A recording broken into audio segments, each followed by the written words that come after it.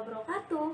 Salam sehat untuk kita semua dan salam perawat untuk seluruh perawat di Indonesia. Oke, berjumpa lagi bersama aku Utami Dwi Yusri. Nah, setelah lebih kurang 3 bulan aku nggak bikin video, nggak ngupload video, akhirnya aku menguatkan diri untuk mengupload video lagi. Nah, kenapa sih selama 3 bulan ini, lebih kurang 3 bulan ini aku nggak ngupload video? Nah, alasan yang pertama yaitu pada bulan awal Juli, ya pada awal Juli aku itu mulai ada tes seleksi untuk masuk kerja di Rumah Sakit Pusat Otak Nasional di Jakarta Timur. Nah, itu tesnya di rumah sakit itu langsung. Jadi tes-tes sebelumnya ini nggak di rumah sakit itu. Jadi ketika aku udah mulai tes untuk masuk ke sana, langsung tes di rumah sakitnya, aku udah hektik nih untuk mempersiapkan tes di situ seperti itu. Nah, karena kehektikan itu jadi aku agak mengendorkan untuk membuat video, padahal sebenarnya itu udah ada nih teman-teman list-list video apa sih yang mau aku bikin. Nah, terus setelah seleksi itu kan ke Jakarta Timur ya, sementara rumah aku kan di Padang. Nah, itu aku bolak-balik teman-teman, jadi agak riuh gitu ya. Terus habis itu setelah awal Juli itu aku tes, terus uh, aku nunggu nih pengumuman. Aku mulai nggak fokus gitu kan karena deg-degan pengumumannya, hasilnya kayak gimana gitu. Terus makin kendor nih semangat buat bikin videonya, padahal udah lama nih mau bikin video ini, yaitu tentang peminatan di instalasi bedah sentral. Kemudian udah pengumuman nih, pengumumannya kira-kira tanggal 20-an, aku lupa tepatnya tanggal berapa. Terus pengumuman, alhamdulillah aku dinyatakan lolos ya teman-teman.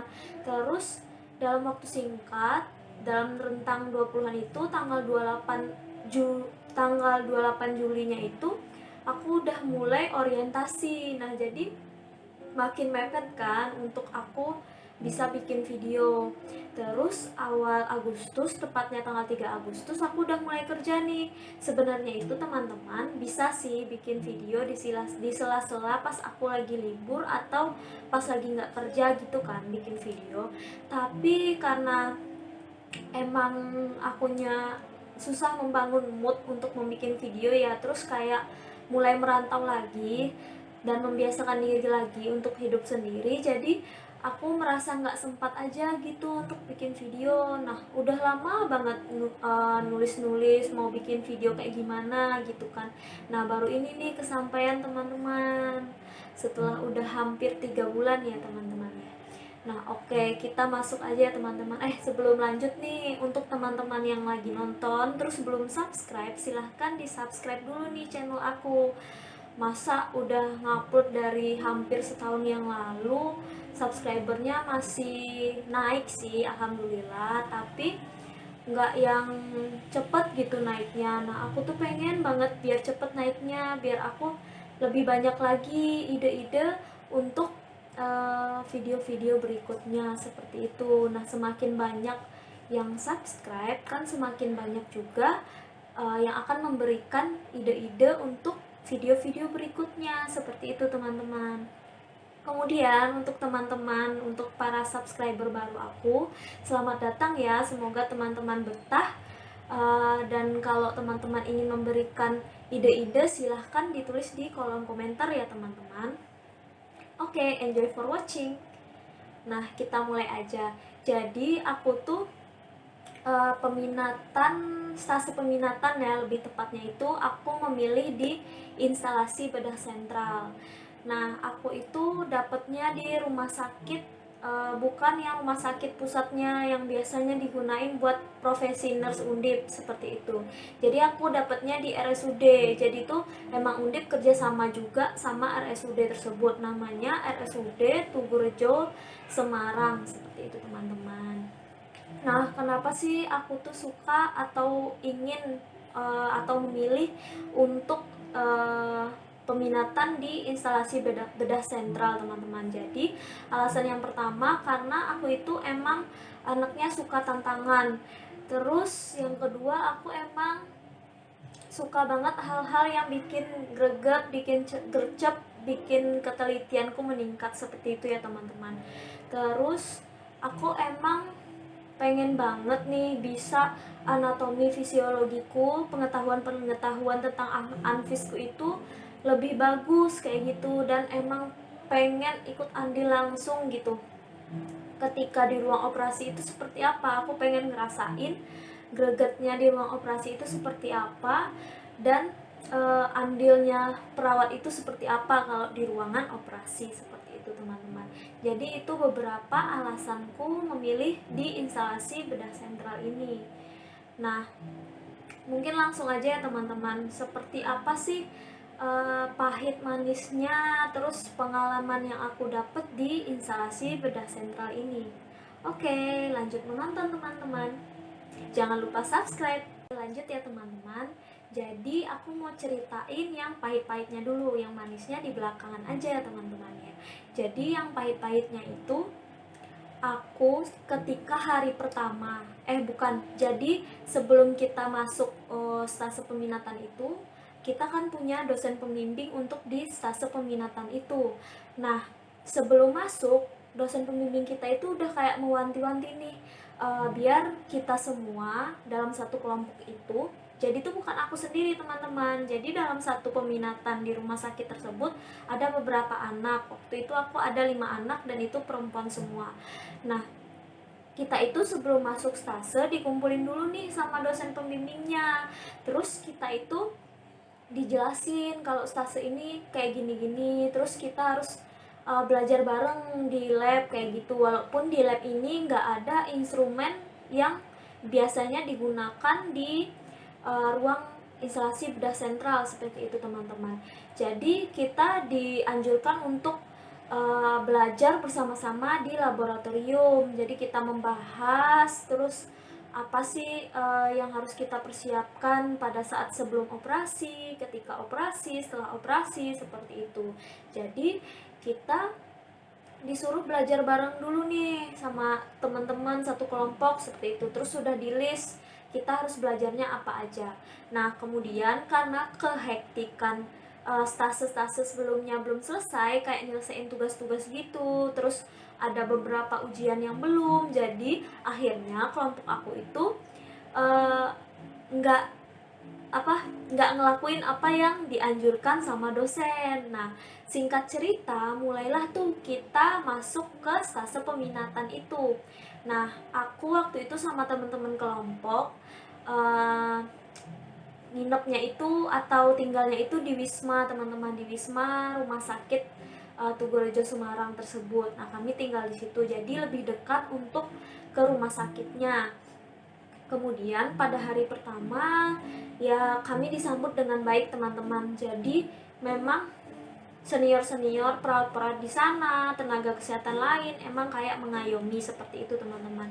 Terus kita kayak dikenalin ada berapa ruang operasi di situ. Sebenarnya di sana itu ada 5 ruangan operasi, tapi yang sering digunakan itu sebenarnya kelima-limanya sering digunakan sih teman-teman, seperti itu.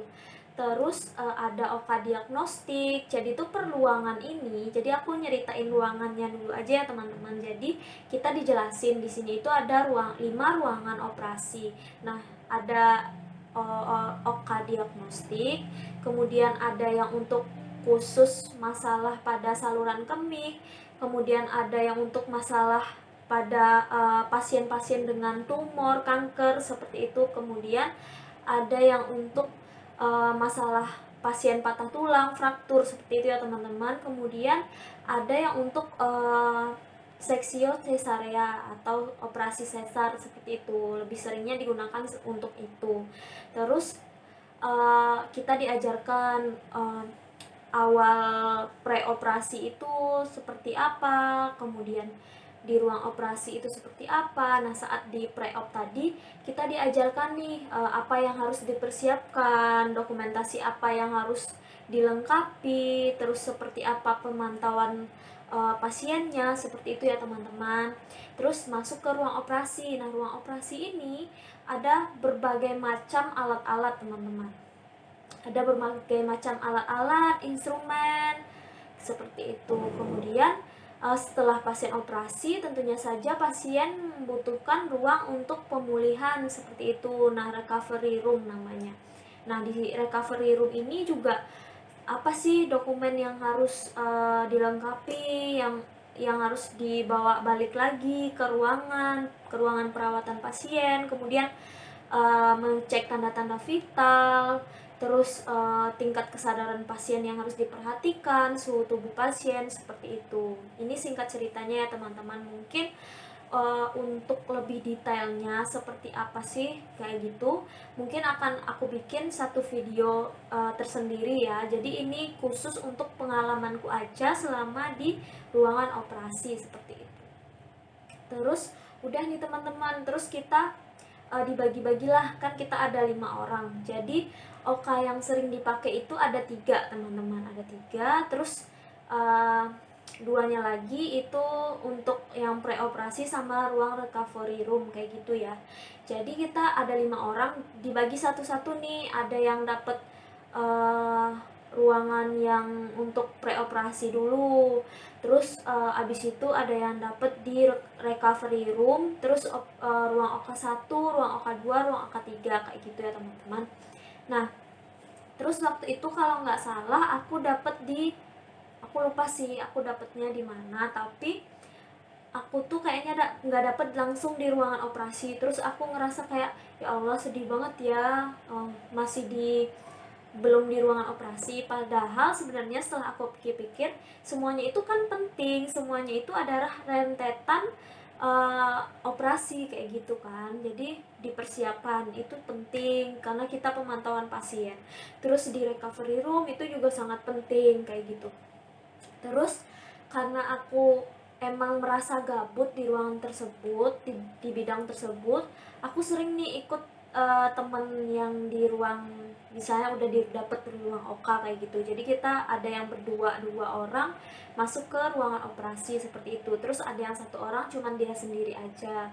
Nah, kemudian nih teman-teman, di saat kita udah masuk, ternyata itu kita peminatannya bertepatan sama anak-anak Himpunan Perawat Kamar Bedah Indonesia Jawa Tengah. Nah, itu disingkat HIPKABI ya teman-teman, HIPKABI Jateng. Nah, jadi kita itu bareng nih sama HIPKABI. Jadi mereka itu adalah anak-anak pelatihan yang emang mempersiapkan diri untuk bekerja di rumah sakit, yang nantinya mereka bisa bekerja langsung di kamar bedah seperti itu. Nah, jadi kesempatan kita untuk ikut berperan pada saat benar-benar operasinya itu menjadi lebih kecil kan teman-teman. Tapi emang kita menyadari emang kemampuan kita sangat minim pada saat itu. Nah, bayangin aja nih teman-teman, yang pertama itu nih, kita itu belum tahu apa-apa tentang instrumentasi yang digunakan pada operasi, baik itu bedah minor, mayor, segala macamnya itu kita belum tahu teman-teman. Bahkan cuci tangan medis aja kita itu belum tahu pada saat itu, karena cuci tangan medis itu memang ada kayak updateannya, yang terbarunya seperti apa begitu ya teman-teman. Terus pasang gaun aja kita belum bisa. Nah, jadi intinya itu kita bener-bener masih kurang banget tentang ilmu-ilmu di ruang operasi seperti itu teman-teman. Jadi kayak masih wajar gitu kalau kita belum bisa dilepas untuk ikut operasi. Nah, kemudian teman-teman, saya ingin menceritakan sedikit nih mengenai apa sih ruang yang terdapat di ruangan-ruangan operasi ini. Nah, yang pertama kalau jadi di ruangan IBS RSUD Tugorejo Semarang ini terdapat 5 ruangan operasi. Nah, yang pertama itu ruangan operasi 1 itu dengan lebih diutamakan untuk masalah-masalah saluran kemih. Jadi ketika ada pasien yang akan dioperasi pada hari X, dengan masalah saluran kemih, maka akan dilakukan di OK1 ini teman-teman, seperti itu. Nah kemudian di OK2 itu lebih ke masalah-masalah kayak bedah onkologi, kayak adanya tumor, kanker, terus laparotomi, seperti itu teman-teman. Terus di OK3, nah itu untuk pasien-pasien dengan masalah patah tulang, seperti itu, dilakukannya ORIF, seperti itu teman-teman. Jadi kayak pasien-pasien fraktur, terus juga pelepasan pen, seperti itu. Nah kemudian ada OK lainnya, ada OK4 untuk lebih seringnya dipakai untuk pasien seksio cesarea. Terus ada OK diagnostik juga. Nah itu untuk penegakan diagnosa, misalnya kayak cuman pengecekan seperti itu, pengambilan sampel, seperti itu teman-teman. Kemudian tapi tidak menutup kemungkinan nih ketika tindakan misalnya saluran kemih dilakukan di OK4, seperti itu, tidak menutup kemungkinan teman-teman, tergantung operasi apa yang ada pada hari tersebut. Jadi begitu teman-teman. Nah kemudian kalau saya perhatikan selama 7 minggu ini, saya melihat setiap ruang operasinya itu juga terdapat perawat-perawat yang khusus buat ruangan operasi tersebut. Misalnya di OK1 emang perawat-perawat yang udah ahli dalam penanganan pada saat operasi dengan masalah pasien dengan sistem perkemihan, seperti itu. Nah di OK2 juga perawat-perawat yang udah biasa untuk menangani di bedah onkologi. Kemudian di ruang OK3 juga perawat-perawat yang udah biasa untuk operasi ORIF, seperti itu. Nah tapi juga nggak menutup kemungkinan nih teman-teman, mereka melakukan juga operasi lainnya, membantu operasi lainnya. Jadi mereka bisa semua, cuman mereka ada kekhususannya, seperti itu. Sama kayak dokter, ada yang ortopedi untuk di fraktur tadi, kemudian ada yang memang untuk di sistem perkemihan, seperti itu teman-teman.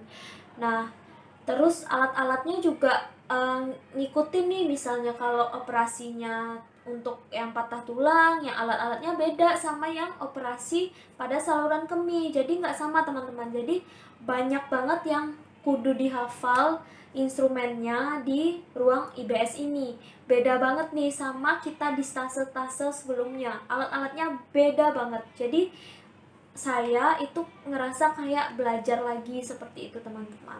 Belajar sesuatu hal baru dengan sangat banyak, seperti itu. Saya ngerasanya begitu.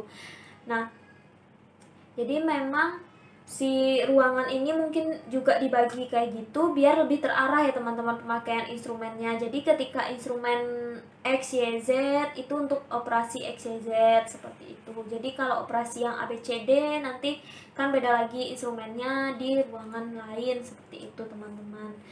Nah begitu kalau di ruang operasi. Nah kemudian untuk kapan sih saya bisa ikut operasinya? Nah saya ikut operasinya emang agak lama, seperti yang udah saya bilang tadi, karena kan ada himpunan perawat kamar bedah Jawa Tengah. Jadi pada saat minggu 1-2 kalau nggak salah itu saya belum bisa ikut operasi. Nah saya baru bisa ikut operasi itu kalau nggak salah pada akhir minggu ketiga atau pertengahan minggu ketiga, dan itu pun hanya operasi yang menurut saya itu kecil lah, seperti itu. Nah itu pengangkatan atau pengambilan pen dari jari teman-teman. Jadi pada saat itu saya disuruh oleh salah satu clinical instructor juga. Bapaknya itu emang yang bener-bener kayak andil banget lah untuk mahasiswa, untuk perawat himpunan kamar bedah ini. Bapaknya itu bener-bener yang paling pandai memberikan semangat, membimbing, seperti itu teman-teman. Jadi saya disuruh, jadi sebenarnya hanya untuk melatih mental saya di awal aja gitu teman-teman. Jadi bapaknya itu tetap berdiri di belakang saya untuk memberikan arahan apa yang harus saya ambil dulu, apa selanjutnya, seperti itu. Jadi bapaknya itu emang bener-bener yang mengarahkan, seperti itu teman-teman. Jadi sebenarnya saya merasa nggak terlalu bisa gitu, belum terlalu bisa melakukan pada saat itu. Dan waktu itu saya juga ikut operasinya itu, ikut mainnya. Kalau di ruang operasi namanya main, ikut main pada saat itu bareng perawat senior lain. Jadi saya cuman kayak berdiri di situ terus bantuin dikit-dikit kayak gitu teman-teman. Jadi kayak emang ngelatih doang, ngelatih awal doang, tapi saya ngerasanya udah keren lah kayak gitu, udah keren lah bisa berani berdiri di situ bersama orang-orang hebat seperti itu teman-teman. Nah terus pengalaman yang gak enaknya lagi itu jadi setiap perawat senior, dokter senior itu kan mempunyai watak yang berbeda-beda ya teman-teman. Nah jadi pada saat udah selang beberapa lama saya mengikuti ruang operasi, nah kebetulan saya itu seringnya di ruang operasi untuk pasien patah tulang teman-teman. Jadi dokter spesialisnya yang ortopedi ya teman-teman ya. Terus dokter spesialis ortopedi ini itu emang dikenal agak garang seperti itu teman-teman, tapi sebenarnya dia baik, sebenarnya tuh baik dokternya, tapi gemesan gitu loh teman-teman. Dan emang udah sepuh lah umurnya, emang udah sepuh dan udah pengalaman tinggi lah, jadi kayak agak wajar sih dia gemesan ke kita yang masih kayak cupu kayak gini. Sampai saya pernah dikatain kayak gini, sebenarnya niat mbaknya ini berdiri di sini itu emang buat ngebantuin, tapi mbaknya kayak nggak ngerti sama sekali. Itu kayak saya tuh baper, tapi si clinical instructornya di ruangan itu kayak selalu bilang ke kita apapun yang diomongin pada saat pada saat berjalan operasi atau di ruang operasi, kita itu jangan sampai cepat baper seperti itu. Jadi kalau baper ya udah sampai di situ aja kayak gitu. Terus sama dokter ini saya tuh kayak sering banget sama dokter ini teman-teman. Terus saya pernah dipukul pakai obeng tangannya. Jadi ketika kita menjadi perawat instrumen, kita itu harus lihai teman-teman. Tangan kita yang kanan kiri itu tuh harus kayak seimbang gitu. Misalnya ketika tangan kiri ngambil, misalnya posisinya kita arah ke pasien dan arah dokter dan perawat senior itu tangan kiri nih, nah tangan kanan yang ngambilin alat nih. Jadi emang harus cepet gitu, dan kita harus mikirin satu langkah lebih di depan dibanding operator. Jadi ketika operator ngambil ini, kita itu udah mikir setelahnya itu kita bakalan ngasih alat apa buat si operator ini. Nah kemudian teman-teman, nah saya waktu itu agak lambat, nggak agak sih, emang lambat, nggak langsung naruh alat. Terus saya dipukul lah pakai obeng tangannya. Terus saya kaget dan emang agak baper waktu itu, tapi dari senior saya tetap menguatkan seperti itu teman-teman. Makanya saya tetap kuat. Sampai ada yang bilang, ketika kamu keluar dari sini, pokoknya kamu mental kamu harus kuat seperti itu. Terus teman-teman, jadi kalau di ruang operasi itu kan ada operator, asisten operator. Nah perawat yang udah benar-benar senior, nah dia akan menjadi asisten operator seperti itu. Biasanya operator itu udah jelas ya dilakukan sama dokter. Nah jadi begitu. Nah ketika kita operasi, kita nggak hanya fokus ke apa yang dioperasi seperti itu teman-teman. Jadi kita harus fokus juga ke lingkungan sekitar. Terus kita harus fokus juga gimana biar kita tetap menjaga sterilitas seperti itu. Nah kemudian teman-teman, selain perawat instrumen, juga ada perawat sirkuler. Nah perawat sirkuler ini yang memastikan lingkungan operasi, yang memastikan alat-alat, jika ada kekurangan alat, jika ada apa-apa, dia yang akan siap siaga untuk membantu seperti itu. Kemudian juga melihat kondisi pasien. Nah kemudian juga ada penata anestesi. Sebenarnya ada dua macam, ada penata anestesi dan perawat anestesi. Di beberapa rumah sakit ada yang menggunakan perawat anestesi, tapi di beberapa lainnya juga ada yang menggunakan dengan istilah penata anestesi. Sebenarnya dua ini sama-sama perawat teman-teman, tapi ada hal yang berbeda seperti itu. Saya kurang paham juga ya, mungkin ada teman-teman yang nurse yang ingin komentar di kolom komentar ya, saya sangat mempersilahkan. Jadi kan tadi ada beberapa ruangan operasi ya teman-teman. Nah yang sering dipakai itu 3 ruangan operasi, yang tentang sistem perkemihan, terus tentang apa namanya, tentang bedah onkologi, kemudian tentang ortopedi, bedah ortopedi seperti itu, terus sesar. Nah, kita itu pindah-pindah teman-teman. Nah, saya itu setelah dari yang ruang ortopedi, kemudian pindah ke yang sistem perkemihan, kemudian pindah ke yang bedah onkologi. Nah, jadi seminggu-seminggu dulu kita di ruangan tersebut, kemudian untuk minggu berikutnya udah bisa tiap hari pindah, bisa tetap satu minggu seperti itu. Nah teman-teman, selama di ruang operasi ini nggak melulu kita di ruang operasi aja dapat ilmunya, tapi di luarnya ketika pasiennya nggak terlalu banyak yang operasi, nah perawat-perawat senior juga bakalan kasih kita teori kayak gimana sih anatomi fisiologinya, terus fisiologinya gimana, kenapa kok harus dilakukan operasi tersebut seperti itu, terus dijelaskan, terus kita sering diresponsi juga nih tentang anatomi fisiologi seperti itu. Dan ternyata yang saya rasakan, saya sangat minim banget pengetahuannya tentang anatomi fisiologi pada saat itu teman-teman. Jadi untuk teman-teman mulailah memupuk yang teman-teman masih menjalani kayak perkuliahan S1 atau D3, mulailah nih memupuk untuk lebih paham lagi anatomi fisiologinya, agar ketika sudah lanjut, sudah ke pendidikan selanjutnya, teman-teman lebih gampang menjalaninya seperti itu. Oke, sekarang mulai masuk ke yang manis-manisnya yang aku rasain selama di instalasi bedah sentral RSUD Tugurejo Semarang teman-teman. Yang pertama itu rasa kekeluargaannya yang dapet banget. Pokoknya aku ngerasa selama aku profesi peminatan itu bener-bener ngerasa kekeluargaannya deket banget kayak gitu. Kayak gimana ya, mungkin karena kita ketemunya intens terus dan emang sering sama orang-orang itu terus kayak gitu, jadi akrab, gampang akrab. Dan emang kayak tingkah laku, watak orang-orang tuh kayak hampir-hampir sama gitu ya, walaupun setiap orang nggak bisa sama, kayak ciri khasnya tuh kayak punya kesamaan gitu teman-teman. Mungkin karena sama-sama perawat OKA kayak gitu ya, jadi kita tuh kayak dianggap bener-bener teman-teman sejawat kayak gitu loh teman-teman.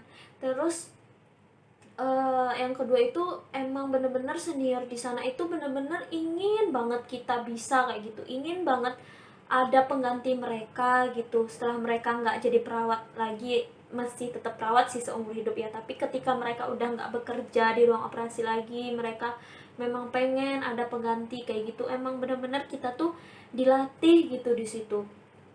Terus apalagi ya, terus kalau misalnya kayak nyuruh istirahat, nyuruh beribadah, itu bener-bener kayak diingetin gitu di situ. Terus juga kalau misalnya kita izin atau misalnya kita ada presentasi segala macamnya, itu kayak di situ tuh bisalah slow lah orang-orangnya kayak gitu. Terus kalau misalnya kita ganti, misalnya kita nih izin hari ini terus ganti shift, itu kayak gampang gitu, kayak dimudahin orang-orang itu, kayak suka ngasih kemudahan kayak gitu teman-teman. Jadi tuh kayak kita tuh senang. Terus uh, apa kita yang merasa masih mahasiswa terus merasa kayak masih belum tahu apa-apa, kayak beban kita tuh berkurang lah. Emang sih beban tugas tetap menjadi hal nomor satu yang terberat ya bagi aku. Terus tuh ya aku ngerasanya kayak gitu. Terus apa ya, terus juga bisa deket gitu bercandanya, terus nggak kaku, pokoknya gitulah, bikin bikin seneng lah kayak gitu. Terus eh, kadang kalau misalnya lagi nggak banyak nih, lagi santai, lagi nggak banyak operasi, nah itu tuh peratnya suka ngajarin anatomi, terus kayak gimana, kenapa harus digituin, alasannya gimana, pokoknya kita diajarin kayak gitu. Terus untuk para clinical instructor-nya atau CI-nya itu baik-baik banget teman-teman, dan nggak pelit ngasih nilai, nggak pelit ngasih ilmu. Pokoknya perawat-perawat di sana semua nggak pelit ngasih ilmu kayak gitu. Dan di sana itu enaknya lagi, jadi di ruang OKA itu kan ada TV, terus juga ada wifi yang emang dibayar sama perawat-perawatnya di sana. Terus ketika hari Sabtu nih, jadi hari Sabtu itu operasinya elektif teman-teman, dan sito kayak gitu kan. Operasinya ya sito aja kayak gitu. Terus kayak pasiennya itu nggak banyak gitu, jadi kita agak ngerasa gabut ya. Tapi ketika kita gabut, kita boleh kayak nonton. Pokoknya tuh di sana itu ketika kita nggak ada operasi, ketika pasiennya sepi, emang bisa untuk istirahat, ya silahkan kalian kalau mau nonton, mau apa. Tapi ketika emang lagi operasi, jangan coba-coba sekalipun untuk leha-leha kayak gitu. Jadi tuh aku ngerasa kayak udah di ruangan kita sendiri kayak gitu ya, walaupun masih ada kayak perasaan kalau kita masih mahasiswa, apa-apa kalau ngapa-ngapain ya jangan semena-mena lah, jangan keterlaluan, jangan kelewatan kayak gitu kan. Nah pokoknya kayak gitu teman-teman. Terus kalau misalnya nilai-nilai positif yang dapat diambil mungkin udah banyak ya sebutin yang tadi, kayak senior itu selalu kayak memupuk rasa semangat buat kita agar kita nggak gampang baperan kayak gitu. Karena emang terkadang mulut-mulut orang-orang di ruang operasi, baik itu perawat, dokter, terus bisa mulutnya itu nggak enak keluarnya kalau emang lagi situasi yang genting kayak gitu. Terus kalau misalnya di ruang operasi itu, misalnya kalau kita ngerasa skill kita masih biasa aja nih, tapi nggak apa-apa, itu wajar kayak gitu dibilangnya. Aku pernah Ut kayak gitu, nama kan Utami ya, jadi terserah orang mau ada yang manggil Ut, ada yang manggil Tam, ada yang manggil Mi kayak gitu. Terus dibilangin Ut, nah, kamu nggak apa-apa, skillmu biasa aja keluar dari sini, tapi yang paling penting mentalmu udah terlatih keluar dari sini, dan kamu nggak kapok gitu. Pokoknya istilahnya jangan kapok lah kalau di sini. Kalau omongan orang agak pedes, janganlah diterima yang mentah-mentahnya aja, tapi kayak diambil positifnya kayak gimana buat kita kayak gitu. Terus teman-teman di ruang operasi ini, peminatan ini selama 7 minggu ini kita juga dikasih tugas. Mungkin nanti ada part 2 nya ya dari video ini, karena ini udah kayaknya udah lumayan panjang ya. Jadi ntar aku lanjutin lagi di part 2 tentang tugas-tugas peminatan di instalasi bedah sentral untuk profesi nurse undip. Oke teman-teman, nah mungkin sekian dulu mengenai pengalaman aku di ruangan instalasi bedah sentral. Untuk teman-teman yang masih ingin kepo nih, masih ada yang kurang nih kak, masih ada yang gini-gini nih kak, nah ditambahin dong. Nah teman-teman tinggal ditulis aja di kolom komentar maunya apa kayak gitu. Karena sebenarnya sejujurnya aku tuh pengen bikin videonya rutin, tapi kadang aku kayak kekurangan ide gitu teman-teman, mau bikin tema apa, terus mau bikin tentang apa kayak gitu, kayak kekurangan. Tapi beberapa bulan ini aku udah ngeliat kayak subscriber aku itu kayak udah mulai tanya-tanya lewat Instagram kayak gitu. Aku seneng sih, banyak yang nanya-nanya, banyak yang kepo gitu. Nah buat teman-teman yang emang ingin nih kepo banget tentang keperawatan, tentang profesi nurse, apalagi untuk yang pengen nih masuk profesi nurse undip, nah ditanya aja di bawah, diminta aja mau aku bikinin video apa lagi kayak gitu. Terus mohon juga nih teman-teman buat support nih channel aku biar makin banyak lagi nih subscribernya dan makin berkembang. Nah makin banyak nih jadinya kan, kalau semakin banyak subscribernya semakin banyak yang nge-share kayak gitu. Nah kan video yang aku bikin ini lebih bermanfaat lagi, lebih mendatangkan manfaat lagi. Nah aku pengennya seperti itu teman-teman. Oke teman-teman, terima kasih sudah menyaksikan. Sampai jumpa lagi di video berikutnya. Dah.